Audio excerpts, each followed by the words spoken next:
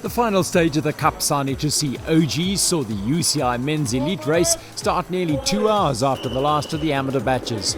Ahead of them, 86 kilometres and 1,000 metres of climbing. It's a fast and furious ride from Jolivet Farm to Scotbrook Golf Club and the finish. For the third day in a row, the weather was perfect, windless, warm temperatures and clear skies. The trail beneath their tyres was firm and well ridden in by the 1,100 riders in the adventure which had followed the same iconic route the previous 3 days. A drivetrain problem for Keegan Bontekunning put the third-place GC team of Insect Science on the back foot early on. The aggressor up front was Honeycomb 226's Mark Pritson, who looked keen to try and dictate the race dynamics from the front and not allow the race leaders, Marco Hubert and Tristan Nokia, to control matters. It was high-powered racing. The Mbuko Kemcham team were very unlikely to concede over 6 minutes on the day, thus they were secure in their jerseys. The third team in that lead group was Toyota Specialized Johan van Zyl and Travis Stedman. That is, until the pair suffered a third major mechanical in 3 consecutive stages. The pace slackened midway through the stage, allowing Pyga Eurosteel and Insect Science to regain contact with the lead group. The quartet of teams stayed together into the Vernon Crooks Nature Reserve. Full Base then decided to set the pace on the work to be done climb. His partner Michael Foster, though, was at the back of the group. Between them, the top 3 on general classification. Back onto the flat and fast district roads, and Base again tried to disrupt the rhythm and dynamic of the group.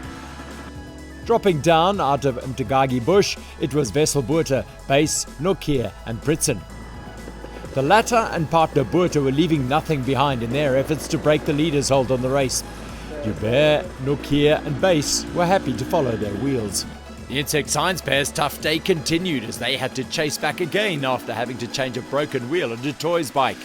And Pyga Eurosteel's Michael Foster carried evidence of a fall in one of the muddy sections in the cane fields. He and Base were on the charge, trying to redeem their week, having taken the win in the prologue before slipping down the standings to 4th. Both know what it's like to win the race, Base in 2017 and 19, and a muddied Foster last year with Jaden Turlow. The intensity of the racing was high, and Mark Pritson's front wheel bumped Marco Hubert's rear wheel.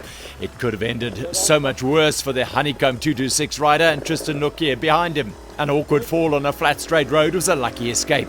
A dip into his considerable power bank, and Pritson was soon back with the leaders. That wasn't all the drama on the day. On the Huntsgrove floating bridge on the Scotbrook Lagoon, a gust of wind appeared to move the pontoons, and Nokia and Hubert both went into the sand.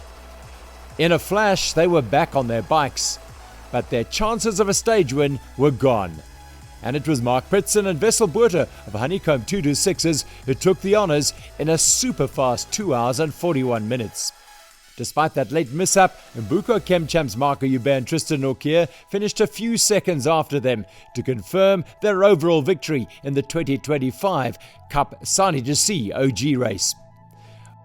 After a day of some good fortune, enterprise and huge effort, Phil Base and Michael Foster finished 3rd on the stage and 3rd on general classification. Jolivet Farm bade farewell to the UCI women's race in mid-morning. The stage carried dual motivation for the teams, a stage win at Scotbrook Golf Club and the potential for a change in the general classification standings. Efficient Infinity Insure Sam Sanders and Sarah Hill were in the leaders' jerseys for the 2nd day in a row, but their advantage over Safari Essence Titan Racing of Bianca Ho and Danielle Dutoy was a slender 3 minutes and 16 seconds. The early climbs and hard pace soon whittled the lead group down to 3 teams, with Toyota Fortress's Cherise Willett and Isla Stowe latching onto the top 2 pairs on GC. A little off the pace were 4th and 5th on GC, Yanis Ferry and Roxanne Kemp, and Steph Walters and Sancha Milan. They were joined by Nicola Freitas and Megan Scribante in the pink jerseys, and they made short work of Clint's climb. Far from sitting on and defending their lead, Sanders and Hill were keen to set the pace as they wound their way through the cane fields. Sanders has 4 wins with 4 different partners at the KAP sani2c, while Hill was looking for her first victory. Another hugely experienced rider, Willett won the race in 2015 with Ariane Luti.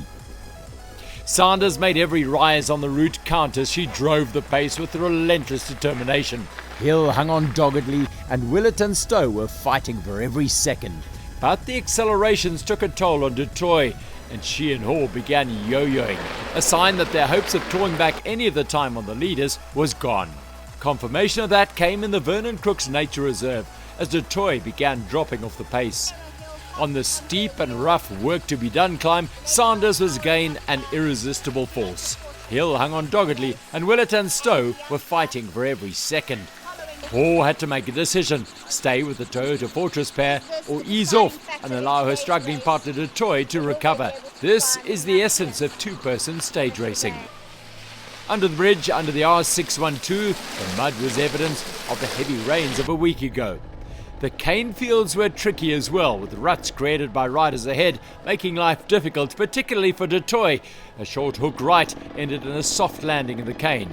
But more time lost was the net result for the pair.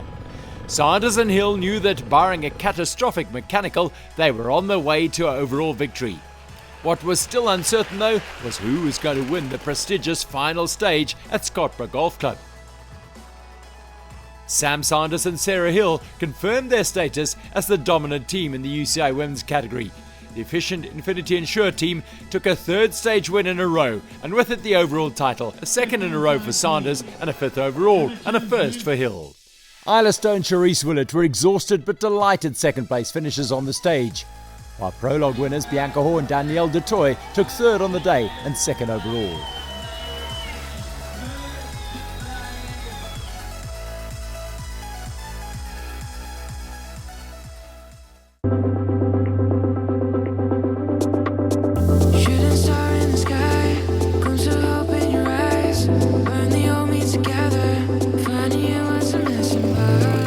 And 2 walks and 2 rides. So basically my discovery points are coming out of my ears. We're hoping today to at least just get down the coast without me breaking my bike.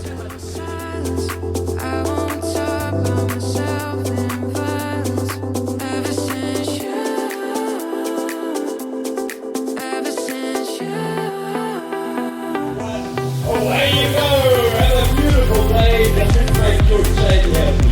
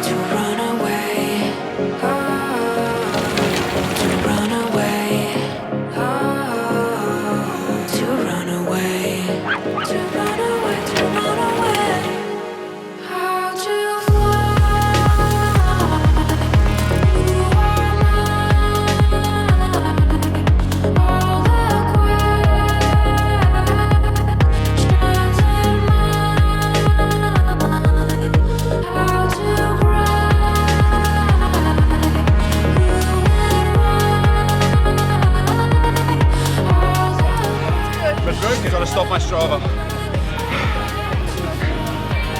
Yeah!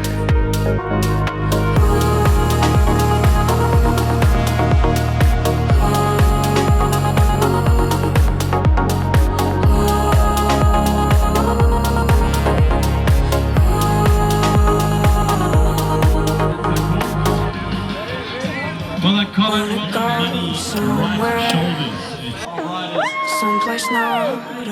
So basically, frame broke, took the shock out, put a log in, turned it into a hardtail, and then flipping out of haul it on the way back. Yeah!